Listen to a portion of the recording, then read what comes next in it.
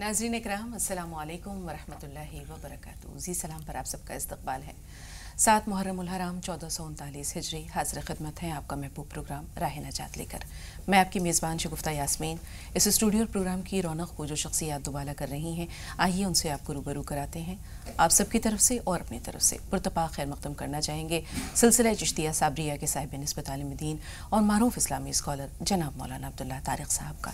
आइए मिलकर खुश आमदीद कहते हैं इस्तकबाल मौलाना साहब आपका भी, और साथ ही साथ सना को भी खुश आमदीद कहते हैं इस्तकबाल सना आपका भी। तो आज आप हमारे नाज़रीन को क्या सुनाने जा रही हैं, आप ही बताइए।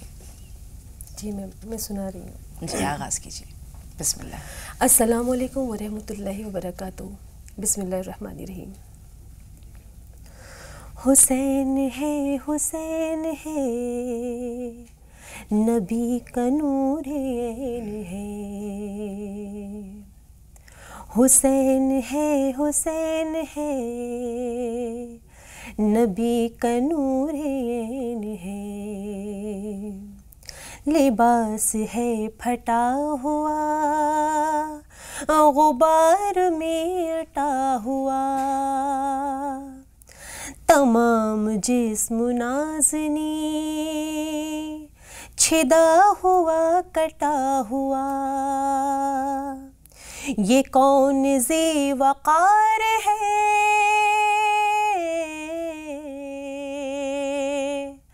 बला का शाह सवार है।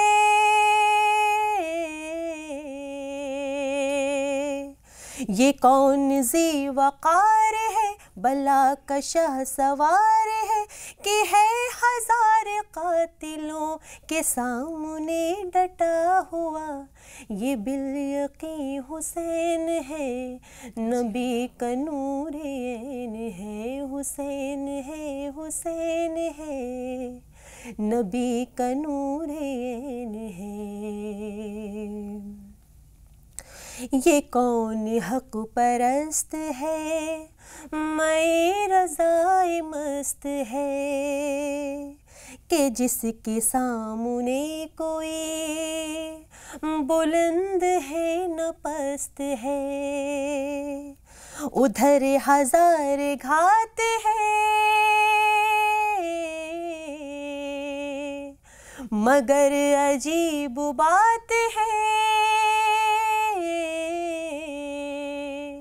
उधर हजार घात है, मगर अजीब बात है, कि एक से हजार का भी हौसला शिकस्त है। ये बिल-यकीन हुसैन है नबी का नूर-ए-ऐन है। हुसैन है नबी का नूर-ए-ऐन है।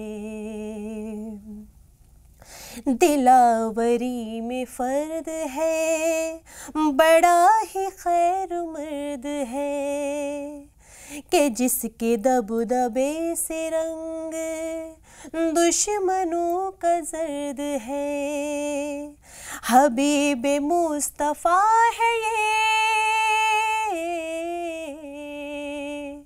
मुजाहिदे खुदा है ये। हबीब मुस्तफ़ा है ये, मुजाहिदे खुदा है ये, जभी तो इसके सामने ये फौज गर्द बर्द है। ये बिल-यकीन हुसैन है नबी का नूर-ए-ऐन है। हुसैन है नबी का नूर-ए-ऐन है। उधर सिपाह शाम है, हजार इंतज़ाम है, उधर में दुश्मनाने दी, इधर फ़कत इमाम है, मगर अजीब शान है। गज़ब की आन बान है, مگر عجیب شان ہے غضب کی آن بان ہے کہ جس طرف اٹھی ہے تیغ بس خدا کا نام ہے.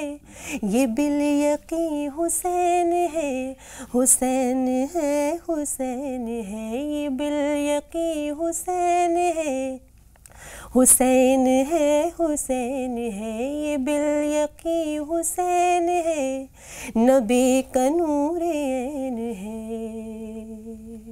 سبحان اللہ. ثنا شاعر نے اپنا کلیجہ نکال کر رکھ دیا اور آپ کی پیشکش نے ہمیں جذبات سے مغلوب کر دیا. بہت ہی خوبصورت پیشکش، بہت خوبصورت انداز. اللہ آپ کو جزائے خیر دے. امید ہے کہ یہ مرثیہ ہمارے تمام ناظرین کو بھی اچھا لگا ہوگا. ناظرین، مرثیے کی جب بات آتی ہے تو شاعری کی یہ وہ صنف ہے جسے خاص طور پر واقعہ کربلا سے منسوب کر دیا گیا ہے. وہ تمام واقعات جو خانوادہ رسول پاک صلی اللہ علیہ وسلم کے ساتھ گزرے، حضرت امام حسین آپ کے 72 جانثاروں کے ساتھ گزرے، ان تمام حالات کو بہت خوبصورتی کے ساتھ ہمارے شعراء نے مرثیوں میں پیش کیا ہے. اور جب بات شہادت کی ہوتی ہے تو سب سے پہلے جس شخصیت کا نام ہمارے سامنے آتا ہے وہ حضرت امام حسین علیہ السلام ہے. وہ تمام خصائل حمیدہ، وہ اوصاف حسنہ جو ابھی آپ نے اس کلام میں سنے، اس کے بعد مزید کچھ کہنا سورج کو چراغ دکھانے کے مترادف ہے. لیکن جب بات شہادت کی ہوتی ہے تو ہم دیکھتے ہیں کہ پوری تاریخ اسلام میں اس سے بڑھ کر شہادت کی کوئی ایسی مثال ہمارے سامنے نہیں آتی جس میں اللہ تعالیٰ کے دین کو قائم رکھنے کے لیے اور باطل کے سامنے سر نہ جھکانے کے لیے ایک کے بعد ایک تمام جو حضرت امام حسین کے ساتھی تھے وہ پروانہ وار نثار ہو گئے. انہوں نے ایک لمحے کے لیے بھی سوچا نہیں، سمجھا نہیں، کوئی ہچکچاہٹ نہیں تھی، صرف اپنے آپ کو اللہ کی راہ میں قربان کر دینے کا جذبہ تھا. کیا بچے، کیا بوڑھے، کیا جوان. تو ناظرین، آج ہم مولانا صاحب سے جانیں گے حضرت امام حسین علیہ السلام کے بارے میں. لیکن اس سے پہلے شہادت کی جب بات آتی ہے تو ہم دیکھتے ہیں کہ شہادت کی 3 قسمیں ہیں. شہادت کی ابتدائی صورت وہ ہے جب اللہ تعالیٰ کے دین کو قائم رکھنے کے لیے، قائم کرنے کے لیے لوگوں نے شہادتیں دیں. اس کے بعد اللہ تعالیٰ کے دین کو برقرار رکھنے کے لیے دشمنوں سے جو مزاحمتیں ہوئیں، یا حضرت ابوبکر نے جس طرح سے جھوٹے مدعیان نبوت کا استحصال کیا، اس طرح حضرت علی کرم اللہ وجہہ نے خوارج کا اور باغیوں کا استحصال کیا. اس کے بعد ہم دیکھتے ہیں کہ تیسری صورت جو تھی وہ یہ تھی کہ انفرادی طور پر ایسی مثال پیش کرنا کہ حق کو بلند رکھنے کے لیے اور باطل کے سامنے سر نہ جھکانے کے لیے اپنی اور اپنے پورے اہل و عیال کو اللہ کی راہ میں قربان کر دینا.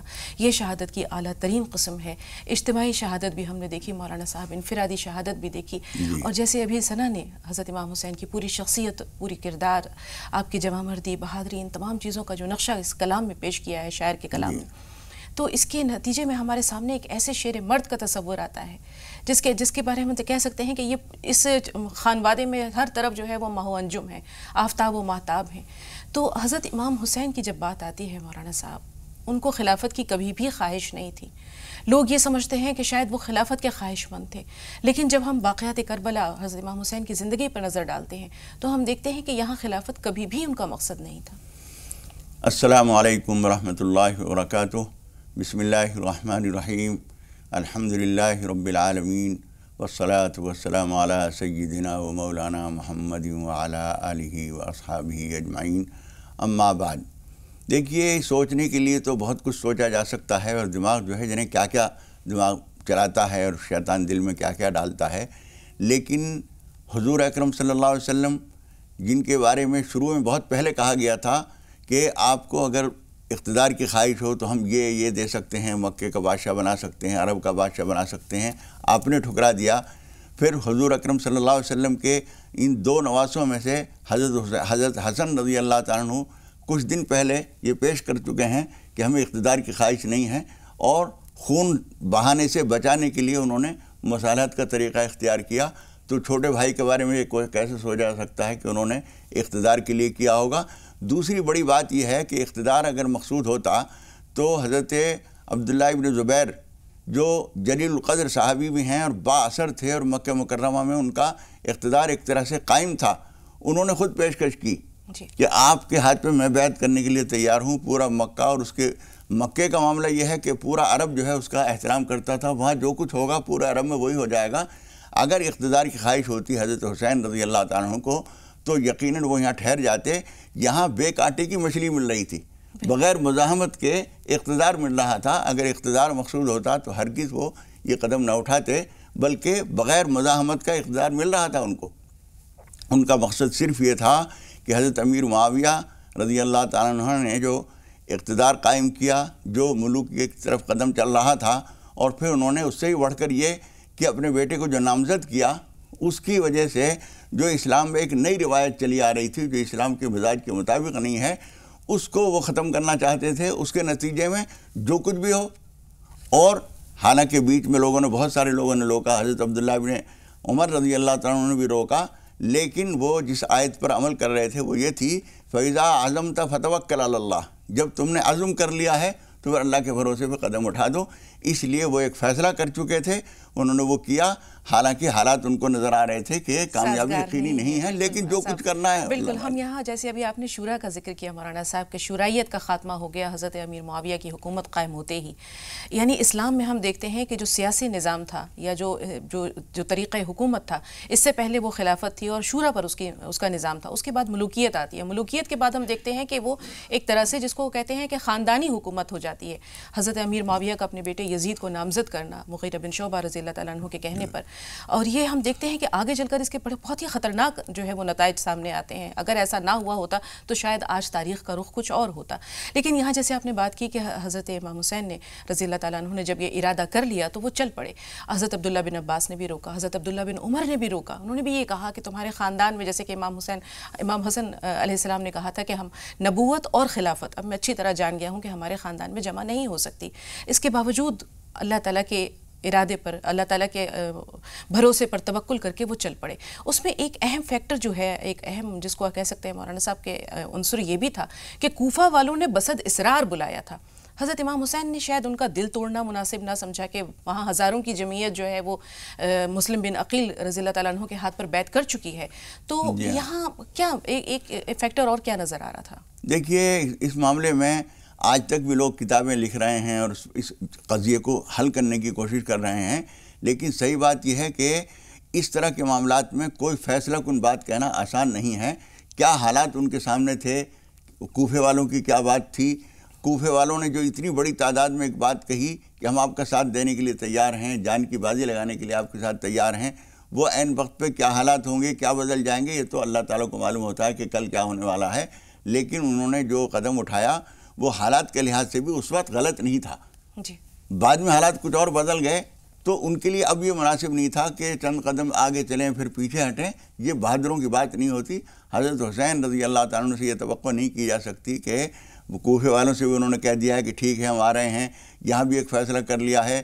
حضرت عبداللہ بن عباس، حضرت عبداللہ بن عمر کے تو والد کی خلافت کچھ دن پہلے ختم ہوئی ہے، ان کے بارے میں لوگ جانتے تھے کہ یہ آواز اٹھائیں تو لوگ تیار ہو جائیں گے، لیکن انہوں نے بھی یہ کہہ دیا تھا کہ لکڑی کی تلوار لینے کے لیے مجھے اب اس وقت حکم ہے، میں وہی کروں گا، لیکن وہ ان کا ساتھ دینے کے لیے تیار تھے۔ اگر اقتدار مقصود بنایا جائے تو نعوذ باللہ حضرت حسین رضی اللہ تعالیٰ عنہ اس کے لیے ہرگز تیار نہ ہوتے۔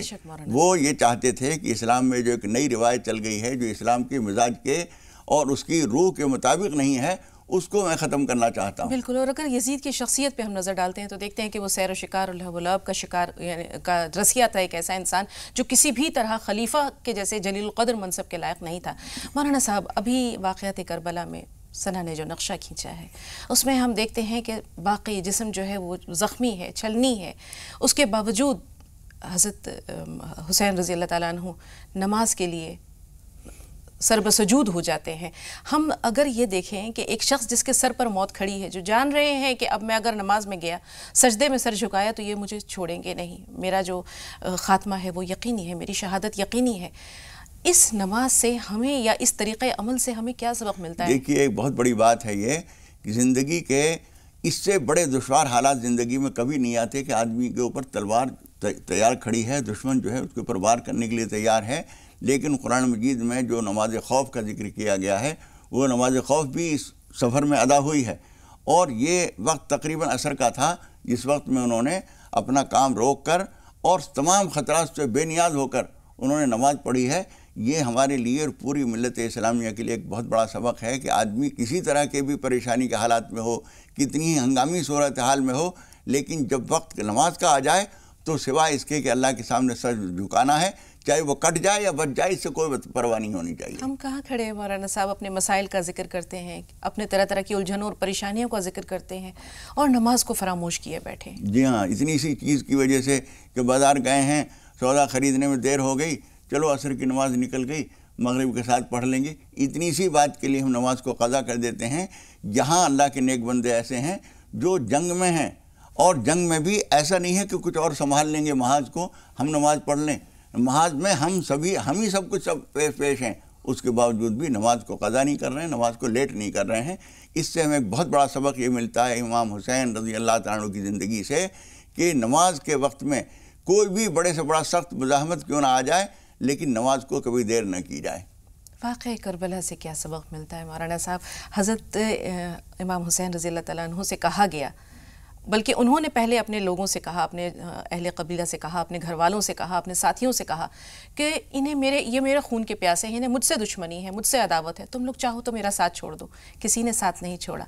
फिर एक शख्स आया रात के अंधेरे में, उसने कहा कि मुझे एक ऐसे रास्ते का मालूम है, कबीला बनु तय का वो आदमी था, कि मुझे एक ऐसे रास्ते की खबर है, पता है, जहाँ से मैं चुपके से आपको यहाँ से निकाल कर ले जा सकता हूँ, आप मेरे साथ चलें, मैं अपने कबीले के 500 लोगों के साथ आपको कर दूँगा, वो आपकी हिमायत करेंगे। तो इमाम हुसैन अलैहिस्सलाम ने कहा कि मैं कभी भी जो है वो अपने हमराहियों का साथ नहीं छोड़ सकता, जब इन्होंने मेरा साथ नहीं छोड़ा तो आज मैं इन्हें छोड़कर नहीं जाऊँगा। ये किस चीज़ का, इससे हमें सबक क्या मिलता है? देखिए, ये जो हैं, ये इस तरह की चीज़ें आजकल हम देखते हैं कि बात चाहे वक्त है या सदर जमहूरिया है या कुछ है, और जब ख़तरा नज़र आया तो मुँह छुपा के चला गया।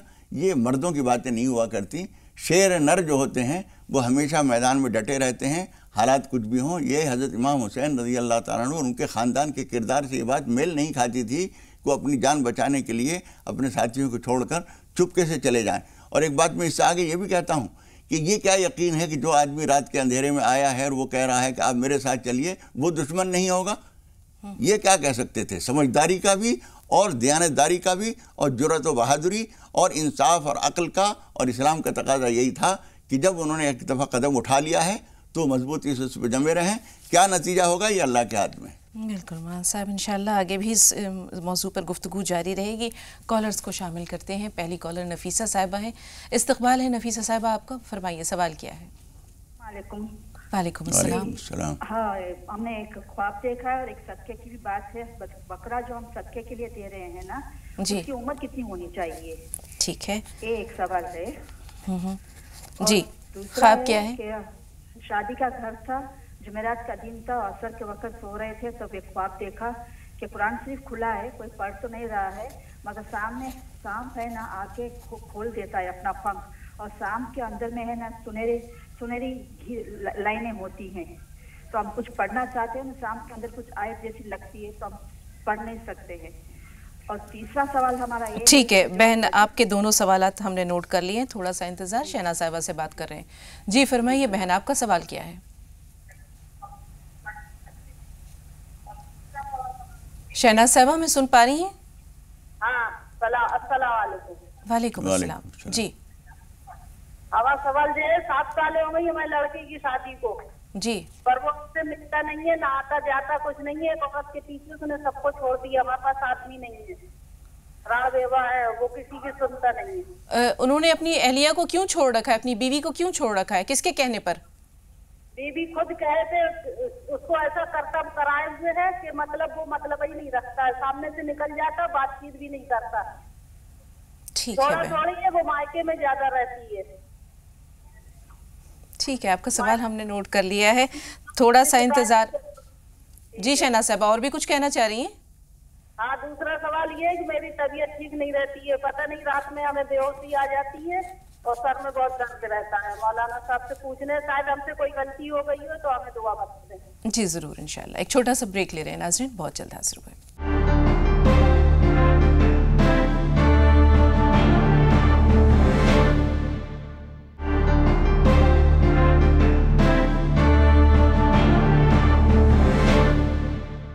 नाज़रीन, वक्फे के बाद एक बार फिर आप सबका इस्तकबाल। और इससे पहले कि हम नफीसा साहिबा और शहनाज साहिबा के सवाल की जानिब बढ़ें, आपको याद दिला देते हैं कि प्रोग्राम के आखिरी सेगमेंट में डॉक्टर मोहम्मद असलम खान साहब स्टूडियो में मौजूद होंगे। तो अगर आपके तिब्बी मशवरों से मुताल्लिक़ कोई सवाल है, सेहत के बारे में कोई जानकारी लेनी है, कोई मसला दरपेश है, तो आप हमें फ़ोन कर सकते हैं। और साथ ही साथ एक अहम सवाल जो ब्रेक के दौरान आया, मौलाना साहब, एक बहन ने दरियाफ़्त किया है कि मुहर्रम के महीने में कुछ रोज़े रखे जाते हैं। ये रोज़े कब से कब तक रखे जाते हैं? देखिए, अच्छा सवाल है और मौके का है। अच्छा तो यही है कि पहली तारीख़ से लेकर 10 तारीख़ तक पूरे आशरे के रोज़े रखे जाएँ, 10 दिन के। लेकिन अगर ये ना रख सकें तो सबसे अहम रोज़ा तो आशूरा का है, 10 तारीख़ का। और चूँकि हुज़ूर अकरम सल्लल्लाहु अलैहि वसल्लम ने ये फरमाया था कि यहूदियों का तरीक़ा है ये, इसलिए हमें एक दिन पहले या एक दिन बाद भी रोज़ा रखना चाहिए। इसलिए बाद रिवायतों से तो ये मालूम होता है कि 3 दिन के रख लिए जाएँ तो अच्छा है, वरना 9 और 10 का रोज़ा रख लिया जाए तो बहुत फजीलत है। जी, अगर 3 दिन के रखने होंगे तो कल से ही रखने हैं। हाँ, यानी मेरा मतलब आज नियत करनी नहीं, 9, 10, 11। 9, 10 और 11।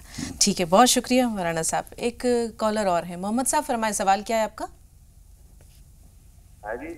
जी भाई, सवाल क्या है आपका? ये हमने किसी को पैसे उधार दिए थे जी, तो वो पैसे हमारे अभी तक दे नहीं रहे, 1.5-2 साल हो गए और चक्कर खुला रहा है कि मैं आज दूंगा, कल दूंगा, है नहीं मेरे पास।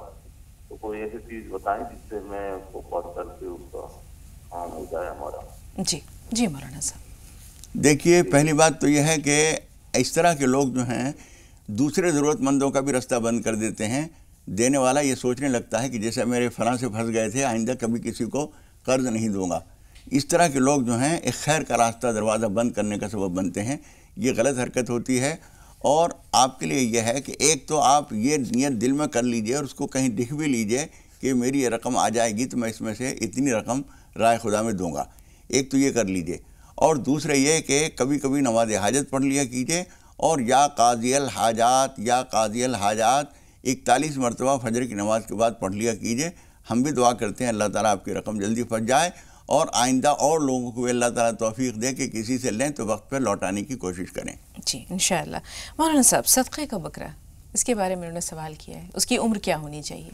बस जिसको हम बकरा कह सकें, बकरे का बच्चा ना कह सकें, उतना काफ़ी है। वैसे साल भर का पूरा बकरा माना जाता है। जी बहुत शुक्रिया। अब इन्होंने जो ख्वाब अपना बयान किया है वो थोड़ा सा अहमियत इसलिए रखता है कि कुरान पाक खुला हुआ है और एक सांप आया है, उसमें से रोशनी निकल रही है, कुछ पढ़ना चाह रही हैं, पढ़ नहीं पा रही हैं।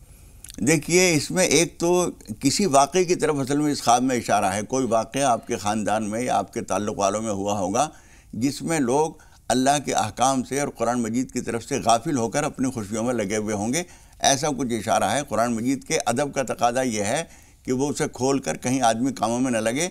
अगर किसी वजह से अभी पढ़ नहीं रहा है तो उसको बंद करके रख दिया जाए, बाद में पढ़ा जाए। और वो सांप जो आया है वो अल्लाह की कोई मखलूक है जो आपको रोशनी दे रही है और आपको पढ़ने का मौका फराहम कर रही है। जी बहुत शुक्रिया मौलाना साहब। फरहाना साहब अगली कॉलर हैं, फरमाइए, सवाल क्या है आपका? मेरी तबीयत कुछ रातों को गड़बड़ने रहती, रोज को बीमार दवा लेती फिर भी कम नहीं रहती, रोज को तबीयत से अच्छी नहीं रहती, ख्वाबा समझ में जाते नहीं रहे। मौलाना साहब कुछ समझ में आया, तबीयत की ख़राबी से मुताल्लिक़ था। थोड़ा सा इंतज़ार बहन। जमील साहब फरमाइए, आपका सवाल क्या है? मेरा सवाल यही था कि मैं तुमसे मजबूरी के तहत पैसा उधार लिया कल पे, जिसको देहातों में ब्याज पर कहा जाता है, ठीक है। और उस दौरान ही फिर किसी की लड़की की शादी है, उन्होंने कहा कि अगर पैसा है तो हमें दे दीजिए। हम उसको 4-5 महीने के लिए फ्री में दिया। फिर उसने कहा कि नहीं, हमको पैसा नहीं हो पा रहा है, हाँ ये आपको समय लग गया कि वो ब्याज हम ही भर देंगे। तो वैसे सूरत में क्या करना चाहिए? जी मौलाना साहब, देखिए, ये आपने ऐसी नेकी की है जो आपकी ताकत से बाहर थी। पैसा आपके पास था नहीं, आपने बैंक से लिया था, बैंक का सूद आप दे रहे हैं, पैसा किसी और ज़रूरतमंद को दे दिया।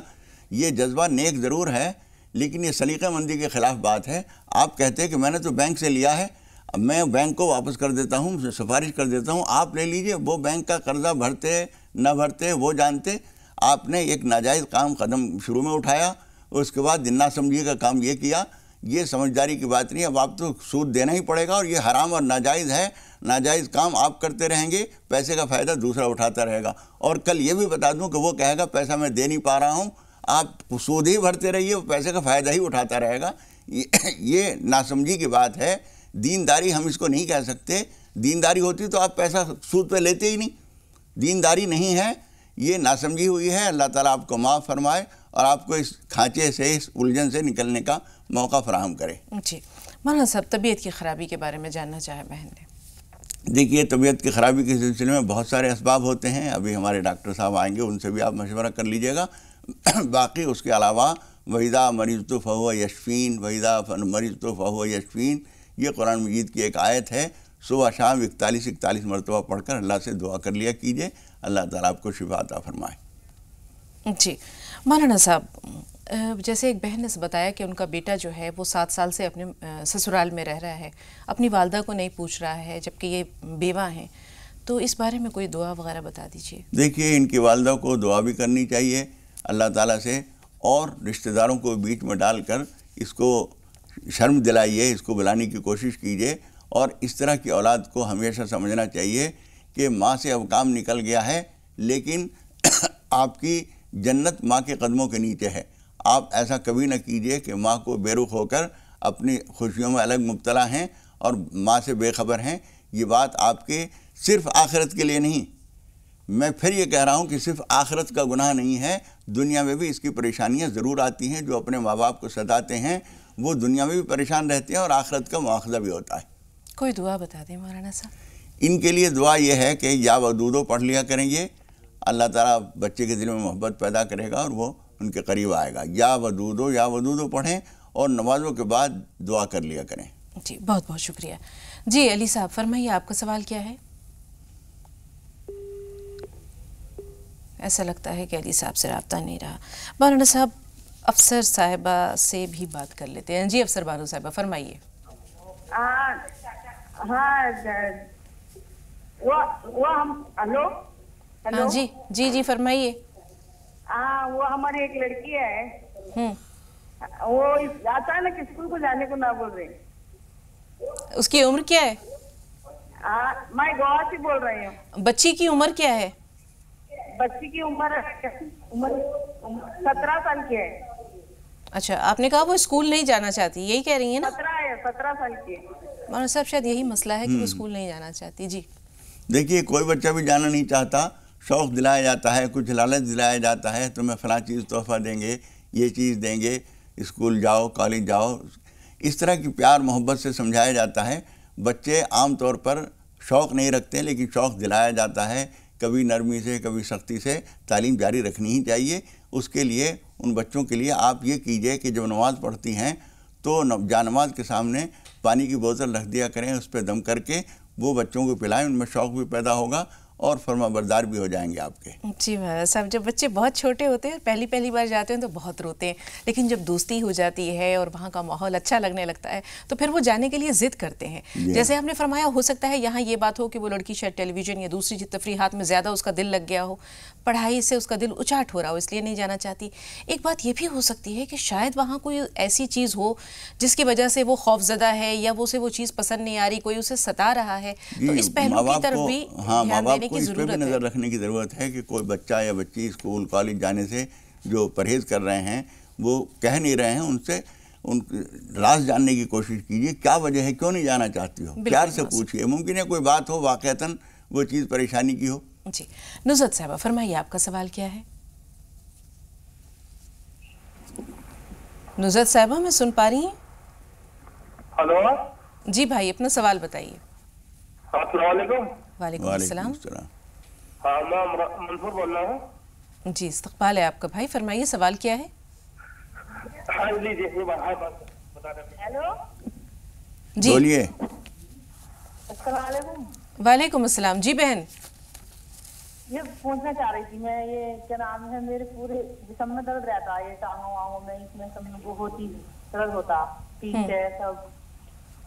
جی یہ درد موسمی ہے, یہ ڈاکٹر صاحب سے اس سوال کا تعلق ہے, اس لیے دریافت کرنا چاہ رہے ہیں کسی خاص موسم میں یہ درد ہوتا ہے یا آپ کو ہمیشہ ہی درد رہتا ہے؟ بہت دن سے درد ہے یہ. چلیں. اور خواب میں جو ہوں میں دیکھتی ہوں زیادہ تر, ہاں شادی ہو تو بھی دیکھتی ہوں زیادہ تر, اپنی یا کسی اور کی بھی. کاروبار کے تعلق سے تو ٹھیک ہے, آپ کی بات پہنچ رہی ہے. خواب میں آپ کیا دیکھتی ہیں ذرا بتائیے. شادیاں خواب میں یہ دیکھیں گے عادت شادی کو تو شادیاں دیکھتی ہیں، ٹھیک ہے جی مولانا صاحب۔ دیکھیے شادی کی تعبیر کبھی کبھی غمی سے بھی ہوتی ہے۔ آپ بتا رہے ہیں کاروبار بالکل ٹھپ ہے، اس کا مطلب یہ کہ وہ شادی کا مطلب یہاں پریشانی ہوتی ہے۔ آپ لوگوں کو چاہیے کہ ایک تو بار بار نماز استغفار پڑھیے، نماز توبہ اور نماز پناہ پڑھیے، اور کاروبار کے لیے یا اللہ یا رحمان یا رزاق صبح سویرے شروع میں کم سے کم 313 مرتبہ پڑھیے، پھر اس کے بعد جب کوئی کام سلسلہ شروع ہو جائے تو اس کے بعد 100 مرتبہ کر دیجیے، اور صبح سویرے کام کی کوشش میں نکلا کیجیے، امید ہے انشاءاللہ کامیابی ملے گی۔ جی بہت بہت شکریہ مولانا صاحب۔ اور جہاں تک جسم میں درد کا سوال ہے تو اس کے لیے تھوڑا سا انتظار، پروگرام کے آخری سیگمنٹ میں ڈاکٹر محمد اسلم خان صاحب ہوں گے اسٹوڈیو میں موجود، تب انشاءاللہ آپ کو مسئلہ ان سے بیان کریں گے۔ فی الحال یہاں ہم لے رہے ہیں ایک چھوٹا سا بریک۔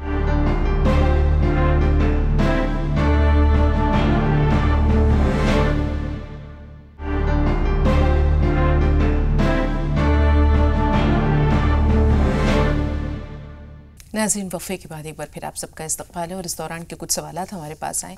ایک اہم سوال یہ ہے مولانا صاحب کہ اس موقع پر بہت سے لوگ ایصال ثواب بھی کرتے ہیں، کچھ صدقہ و خیرات بھی کرتے ہیں، غرباء اور مساکین کو کھانا بھی کھلاتے ہیں۔ میرا مقصد یہ 9 اور 10 محرم الحرام سے ہے کہ ایسے میں ایصال ثواب کے لیے یا غرباء و مساکین کو کھانا کھلانے کے لیے کیا طریقہ اور ہونا چاہیے جس سے کہ ہم شہداء کربلا کو اپنا خراج عقیدت بھی پیش کر سکیں، ایصال ثواب بھی کر سکیں؟ اس سلسلے میں حضور اکرم صلی اللہ علیہ وسلم کی ایک حدیث ہمیں ملتی ہے۔ ابھی شہادت کا واقعہ اور کربلا کا واقعہ تو ابھی بہت دور ہے۔ حضور اکرم صلی اللہ علیہ وسلم نے یہ بات فرمائی ہے، من وسع علی عیالہ یوم عاشوراء وسع اللہ علیہ سائر سنتہ۔ جو آدمی عاشورہ کے دن اپنے اہل خانہ اور اپنے متعلقین کے لیے ذرا کشادگی سے خرچ کرے گا، اللہ تعالیٰ پورے سال اس کو خوشحالی عطا فرمائے گا۔ اس وجہ سے بھی اور شہداء کربلا کے ایصال ثواب کے لیے اور بھی دوسرے لوگوں کو راحت پہنچانے کے لیے اچھا ہے کہ ان دنوں میں آدمی زیادہ سے زیادہ کھانا بنائے، تقسیم کرے، غرباء مساکین کو کھلائے، اور ان حضرات کو جنہوں نے اپنی جانیں قربان کی ہیں ان کے لیے بھی ایصال ثواب کرے، اور اس حدیث پر عمل بھی ہو جاتا ہے۔ بہت بہت شکریہ مولانا صاحب۔ نور صاحب فرمائیں، آپ کا سوال کیا ہے؟ نور بھائی ہمیں سن پا رہے ہیں؟ السلام علیکم۔ وعلیکم السلام ورحمۃ اللہ وبرکاتہ۔ جی ہمارا سوال ہے کہ جس دن امام حسین رضی اللہ تعالیٰ عنہ شہید ہوئے وہ کون سا دن تھا؟ جی رئیس بھائی آپ کا سوال کیا ہے؟ میرا میم یہ سوال ہے کہ جیسے مجھے 10 محرم میں روزہ رکھنا ہے ہاں اور یا 9 محرم کو روزہ رکھنا ہے، جی تو اس کے لیے یا تینوں روزے رکھنے ہیں یا 2 روزے رکھنے ہیں؟ جی دونوں سوالات بہت اچھے ہیں۔ جی مولانا صاحب دیکھیے جب حضور اکرم صلی اللہ علیہ وسلم مدینہ منورہ تشریف لائے تو یہودی روزہ رکھا کرتے تھے عاشورہ کے دن کا، 10 تاریخ کا محرم کی۔ حضور اکرم صلی اللہ علیہ وسلم نے پوچھا کہ یہ روزہ کیسا ہے؟ تو لوگوں نے بتایا، یہودیوں نے کہا کہ آج کے دن حضرت موسیٰ علیہ السلام کو خدا پاک نے فرعون کے عذاب سے نجات دی تھی، فرعون غرق ہوا تھا، اس شکریہ میں حضرت موسیٰ علیہ السلام نے یہ روزہ رکھا تھا۔ تو حضور اکرم صلی اللہ علیہ وسلم نے اس وقت فرمایا تھا، نحن احق بموسیٰ منکم، ہم موسیٰ کے تم سے زیادہ حقدار ہیں۔ اس لیے حضور اکرم صلی اللہ علیہ وسلم نے اس دن اعلان کرایا کہ کسی نے اگر اب تک کھایا پیا نہ ہو تو وہ روزے کی نیت کر لے، اور آئندہ پھر ہمیں روزہ رکھیں گے۔ اس کے بعد حضور اکرم صلی اللہ علیہ وسلم نے اس مشابہت سے بچنے کے لیے آپ نے فرمایا تھا کہ آئندہ اس کے ساتھ 9 کا روزہ بھی رکھیں گے۔ بعض روایتوں سے معلوم ہوتا ہے کہ 10 کے ساتھ 11واں بھی رکھیں گے۔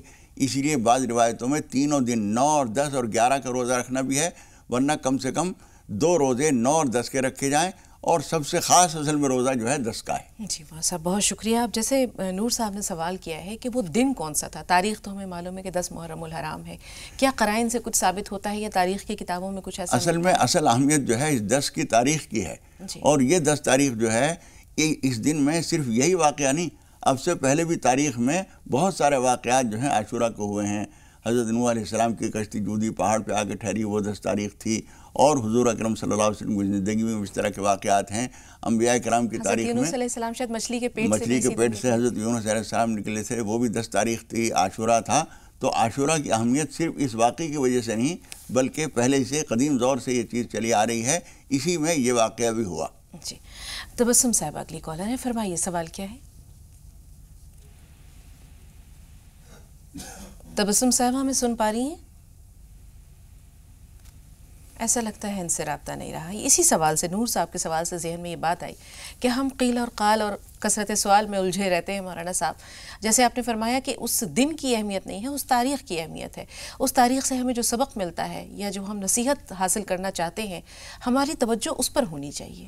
جی ہاں، اصل چیز جو ہے وہ یہ ہے کہ اس دن جو واقعہ ہوا، جو کربلا کا واقعہ ہوا، اس کا اصل میسیج اور اس پیغام کیا ہے، شہداء کربلا کا کیریکٹر، ان کی زندگی کیا ہے. جیسے ابھی تذکرہ آیا تھا کہ نماز کے لیے اتنے سخت حالات میں بھی وہ نماز سے غافل نہیں ہے. ظہر کی نماز بھی وقت پہ پڑھی، عصر کی نماز بھی وقت پہ پڑھی، جان رہے یا جائے، لیکن اللہ کا حکم جو ہے وہ پورا ہونا چاہیے. یہ جذبات، یہ چیزیں ہمارے سیکھنے کی ہوتی ہیں. یا روزہ ہے، وہ بھی ایک اہم چیز ہے. اسی طریقے سے ہم نے بہت سارے لوگوں کو دیکھا ہے کہ تنگ دستی کے باوجود 10 تاریخ کو کچھ نہ کچھ کھانا بنوا کر اور وہ غربا مساکین کو ضرور کھلاتے ہیں. اس لیے کہ خود اس حدیث سے معلوم ہوتا ہے، جس کو حافظ ابن عبدالبر النمری نے صحیح مسلم کے معیار کی حدیث قرار دیا ہے. یہ حدیث جو ہے اس پر ہمیشہ سے ہم دیکھتے ہیں، اپنے بچپن سے اور اس سے پہلے سے بھی دنیا اس پر عمل پیرا رہی ہے. جی، ایک کالر اور ہیں، اپنا نام بتائیے. جی بہن، اپنا نام بتائیں. جی ارشد بھائی فرمائیے، سوال کیا ہے؟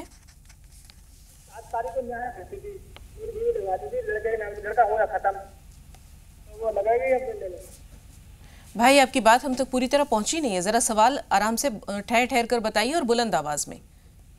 جیسے میری بیوی 7 تاریخ کو نیاز لگواتی تھی، لڑکا ہوا تھا میرے، تو لڑکا ہوا ختم. اب وہ بیوی کہہ رہی نیاز 7 تاریخ کو لگائے گی کہ حضرت کی لگوا لے، اور ان کی نیاز لگواتی تھی. طاہرہ صاحبہ آپ کا سوال کیا ہے؟ السلام علیکم، آپ سب کو میرا سلام. وعلیکم السلام ورحمۃ اللہ وبرکاتہ. جی بہن، میرا سوال یہ کہ میری ممی کا انتقال جو ہو گیا تو ہم اپنی نماز ان کو بخش سکتے ہیں کہ نہیں؟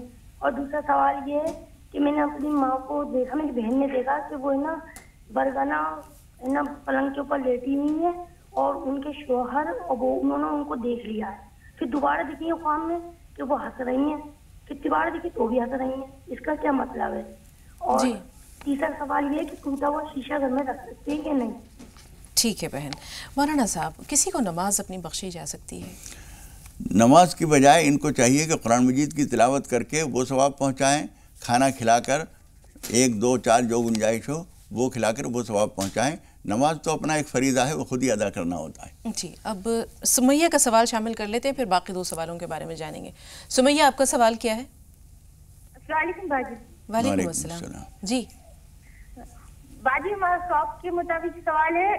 ہم نے خواب میں دیکھا تھا کہ ہم ایک مزار کے سامنے، درگاہ کے سامنے کھڑے ہیں اور ہم وہ درگاہ میں دعا کر رہی کہ ہماری شادی ہو جانا اور ہم کچھ کریں گے. تو ایک غیر مسلم لڑکی کہی تھی ہمیں کہ تم پھول چھوڑو درگاہ پر، تمہارا کام، ندی میں پھول چھوڑو، تمہارا کام ہو جائے گا. جی، آپ کی شادی ہو گئی؟ جی نہیں ہوئی. اور دوسرا سوال ہے باجی. نہیں، فی الحال سمیہ ہمارے پاس وقت کم ہے، ایک ہی سوال لے پائیں گے کیونکہ 2 سوالات ہمارے پاس ادھر اور بھی محفوظ ہیں. بہت معذرت خواہ ہیں کہ انشاءاللہ کسی اور دن آپ کا وہ سوال ضرور شامل کر لیں گے.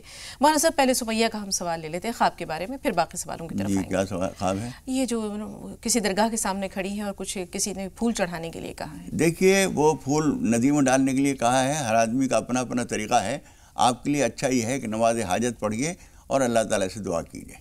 جی مولانا صاحب، انہوں نے جیسے کہ دریافت کیا ہے اپنی والدہ کو، ان کا انتقال ہو گیا ہے، ان کو برہنہ حالت میں دیکھا ہے، ہنس رہی ہیں، اس کی تعبیر کیا ہو سکتی ہے؟ میرے خیال میں والدہ کو برہنہ نہیں دیکھا ہے. بہرحال تعبیر کے حساب سے یہ ہوتا ہے کہ جو آدمی کسی کو، یعنی جو آدمی خود اپنے آپ کو بالکل برہنہ دیکھے لیکن اس کو کوئی دیکھ نہیں رہا ہے، اس کی تعبیر یہ ہوتی ہے کہ اس کو جو تلاش ہے، جو تمنا ہے، اس میں اسے کامیابی ملے گی. لیکن یہ ان کو کسی والدہ کو اگر مرحومہ کو دیکھا ہے، اس کے لیے ان کو چاہیے کہ 1 2 جوڑا جیسے کچھ گنجائش ہو، کسی اللہ والی خاتون کو جو نماز کی پابند ہو اس کو 1 جوڑا دے دیں اور ثواب کی نیت ان کے لیے کر لیں. آخری سوال بہت اختصار کے ساتھ، گھر میں ٹوٹا ہوا شیشہ رکھنا کیسا؟ مناسب نہیں ہے. یہ قرآن حدیث سے اس کی کوئی ثبوت نہیں ہے، لیکن بزرگوں سے یہ معمول چلا آ رہا ہے کہ ٹوٹا ہوا شیشہ گھر میں رکھنا اچھا نہیں ہے، مضر ہوتا ہے. جی بہت بہت شکریہ مولانا صاحب تشریف آوری کے لیے اور تمام ناظرین کی بھرپور رہنمائی کے لیے. ناظرین، یہاں ایک چھوٹا سا وقفہ لے رہے ہیں، لیکن بریک کے بعد جب ملیں گے تو ڈاکٹر محمد اسلم خان صاحب اسٹوڈیو میں موجود ہوں گے. آپ کے سوالات کا خیر مقدم رہے گا. چھوٹا سا بریک، بہت جلد حاضر ہوئے. شکریہ. السلام علیکم.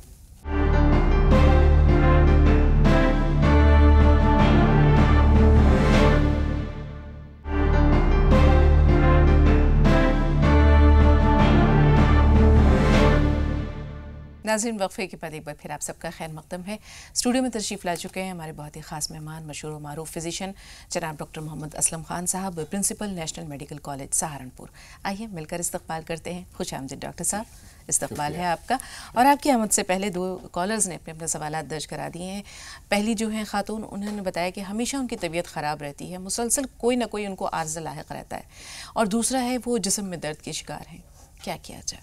जिस्म में दर्द की शिकायत जी, और पहला कुछ ना कोई बीमारी रहती है। हाँ, वो हमेशा ही बीमार रहती हैं, कोई ना कोई बीमारी लगी रहती है। मैं समझ रहा हूँ कि जो पहले वो हैं वो इस बात को जहन नशी करें कि एक बार ब्लड टेस्ट करा लें। अगर ब्लड टेस्ट में कोई किसी किस्म की चेंज नहीं है, नॉर्मल है, तो वो इस बात से बिल्कुल बाहर आ जाए दिमागी तौर से कि उन्हें कोई बीमारी है। तो आमतौर से हम ये सोचते हैं कि बीमार हैं हम, तो अगर वो नॉर्मल है हर चीज़ तो बाहर आ सकती है। कभी कभी वहम भी होता है, वहम का जो इलाज है वो हकीम लुकमान के पास भी नहीं हाँ, तो करा लें, इंशाल्लाह वो ठीक हो जाएगी। बिल्कुल जी। अब जिस्म में दर्द की शिकायत है, हमेशा ही उनको दर्द हाँ, रहता है। तो उसमें ये हो सकता है कि इनको कैल्शियम की कमी हो। तो कैल्शियम के लिए है कि कैल्शियम का एक छोटा सा वो चूना जो होता है ना, उसको ले लें और रात को भिगो दें, सुबह को उसका सिर्फ पानी पी लें, जिस्म में दर्द नहीं रहेगा इंशाल्लाह। जी। किस उम्र से ख़वातीन में कैल्शियम की डेफिशिएंसी यानी कमी होने लगती है? हाँ, आमतौर से जो ख़वातीन को ज़्यादा ज़रूरत पड़ती है, उनको मेंस्ट्रुएशन की वजह से भी पड़ती है, दूध पिलाने की वजह से पड़ती है, क्योंकि उन्हें डबल खुराक नहीं ले पाती। कैल्शियम में उन्हें मान लीजिए 1000 मिलीग्राम चाहिए अगर, तो उस वक्त तो 2000 मिलीग्राम चाहिए, वो ले पाती। तो इसलिए आमतौर से 15-16 साल की लड़कियों को ही शुरू हो जाती है डेफिशिएंसी। जी।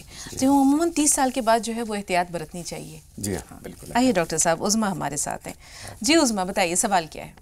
जी जी सर, मैं अपने फादर इन लॉ से रिलेटेड बात कर रही हूँ। पार्किंसन के पेशेंट हैं और चल नहीं पाते हैं और डिप्रेशन के भी मरीज हैं। दिल्ली से उनका ट्रीटमेंट चल रहा है मगर कोई फायदा नहीं है। तो कोई नसों के लिए उनका तेल हो या कुछ हो, क्योंकि दवा तो एक सिंडोपा है, उसके अलावा कोई है नहीं। जी ठीक है उज़मा, वालेकुम अस्सलाम, बहुत बहुत शुक्रिया कॉल करने के लिए। अब डॉक्टर साहब से रहनुमाई। पार्किंसन जो है ये हाथ इस तरह से कांपते हैं, कप उठाया लिख रहे हैं, तो इसके लिए ज़रूरी है कि वैसे ये ले रहे होंगे टैबलेट, तो इसमें न्यूरोबिन फोर्ट की टैबलेट ली जाती है, प्रेगानिल की ली जाती है, या इंजेक्शन लगाए जाते हैं ट्राइनिरोसोल एच वगैरह के।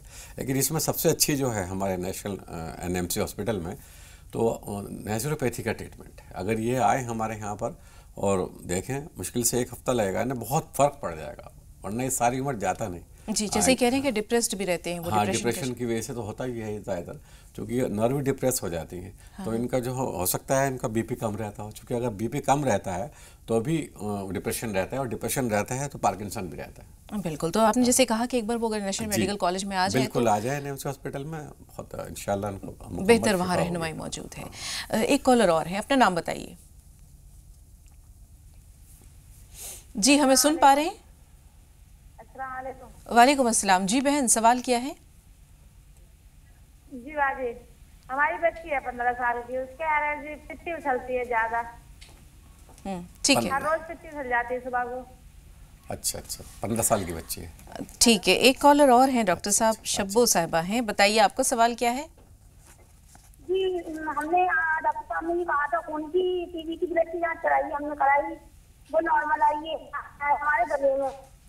अच्छा, टीबी का टेस्ट, अच्छा जो गांठें थी।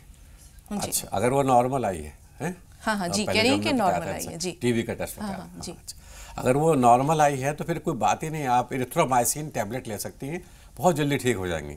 8 दिन तक सुबह शाम 500 mg की एक टैबलेट सुबह, एक टैबलेट शाम दे लें। जी, नाम दोहराते हैं डॉक्टर साहब। Erythromycin, ERYTHROMYCIN, erythromycin. बहुत बहुत शुक्रिया। अब बच्ची जो 15 साल की, आयुर्वेदिक में इसके लिए सेप्टिलिन है। अगर ये नहीं खाती है अंग्रेजी दवाई, तो सेप्टिलिन खा लें 15, ये ज़्यादा थोड़ा 20-25 दिन खानी पड़ेगी, दोबारा भी सुबह शाम। जी, सेप्टिलिन आती है हिमालय ड्रग की, बहुत अच्छी। जी, तो अपने नाज़रीन से हम ये कहना चाहिए कि जब आप सवाल करते हैं तो कागज़ कलम ज़रूर रखें, या अपने मोबाइल के वॉइस रिकॉर्डर से मदद ले सकते हैं, ये बातें रिकॉर्ड कर लें।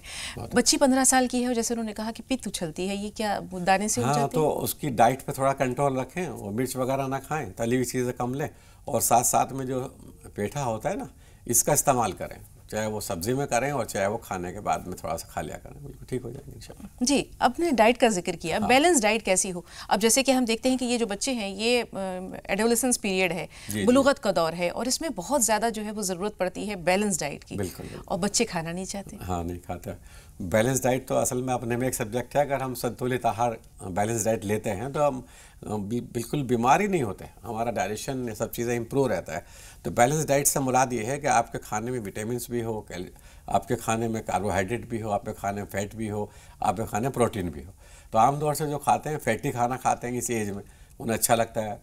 एक चीज़ को बार बार जैसे तली हुई है फिर दोबारा तला, फिर दोबारा तला, अगर सो ऐसे करते हैं तो सेल एलर्जी हो जाती है। अच्छा, इस उम्र में जो है वो जंक फूड, ये जो तेज़ मिर्च मसाले हैं, चटपटी चीज़ें, जी, ये बहुत ज़्यादा बच्चे पसंद करते हैं। इस बारे में ज़रूर जानेंगे कि इससे पीछा किस तरह छुड़ाया जाए।